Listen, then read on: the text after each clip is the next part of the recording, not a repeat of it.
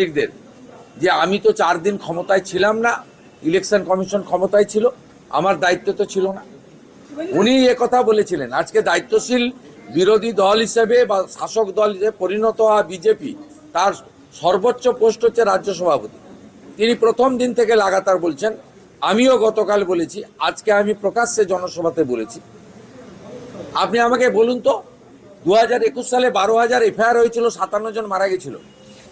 আপনি আমাকে বলুন নাম্বার অফ ডেথ, আমি ডিজিপিকে ফোন করলাম, এই দুপুরবেলা ফোন করেছি ডিজিপিকে, আল্লাহ আপনার এফআইআর কত হয়েছে বলুন। বলো ফিউ নাম্বার, 50টা এফআইআরই হয়নি, 12,000 এফআইআর হয়েছে, ভবানী ভবনে পড়ে আছে। রিটায়ার্ড জাস্টিস মঞ্জুলা চেল্লুরের নেতৃত্বে কমিশন করে দিয়েছিল, 100% এফআইআরকে এফআরটি করে দিয়েছেন। ওই ফাইলগুলো খোলাবো।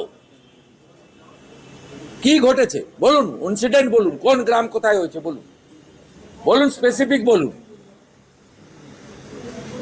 আবারও বলছে শান্তি বজায় রাখুন। পাপীদের অপবিত্র পার্টি অফিস, যেখানে পয়সা নেওয়া হতো, যেখানে মদ খাওয়া হতো, জুয়া খেলা হতো, নারী নির্যাতন হতো, শাহজাহানরা পিঠা বানাতো, সেদিকে কেউ তাকাবেন না। আর আইন হাতে তুলে নেওয়ার দরকার নেই। ভারতীয় ন্যায় সংহিতা অনুযায়ী চোর, খুনি, ডাকাত, অত্যাচারীদের আইন অনুযায়ী ব্যবস্থা হবে, দেখতে থাকুন।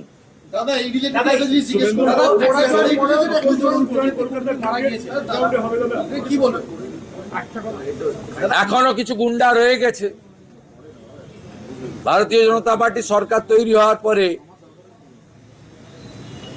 দলমত নির্বিশেষে ধর্ম সম্প্রদায়ের ঊর্ধ্বে উঠে গুন্ডা দমন হবে।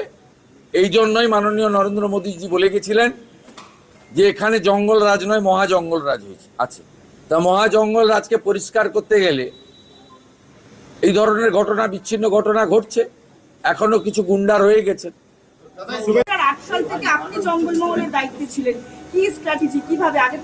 98 সালে তৃণমূল প্রতিষ্ঠা হওয়ার পরে তৃণমূল কংগ্রেস এন্টার জঙ্গলমহল রিজিন, বাঁকুড়া, পশ্চিম মেদিনীপুর অবিভক্ত, ইনক্লুডিং ঝাড়গ্রাম, পুরুলিয়াতে ছিল না। সেই কারণে 2009 সালে যখন তৃণমূল 19, তার জোটসঙ্গী কংগ্রেস 6, তার জোটসঙ্গী এসইউসিআই 1টা সিট পায়, সেদিনও কিন্তু পশ্চিম মেদিনীপুর ইন্দ্রজিৎ গুপ্ত, ঝাড়গ্রাম থেকে ডাক্তার পুলিন বাসকে, পুরুলিয়া থেকে আমাদের নরহরি মাহাতো, বাঁকুড়া থেকে বাসুদেব আচার্যা, এরা জিতেছিলেন।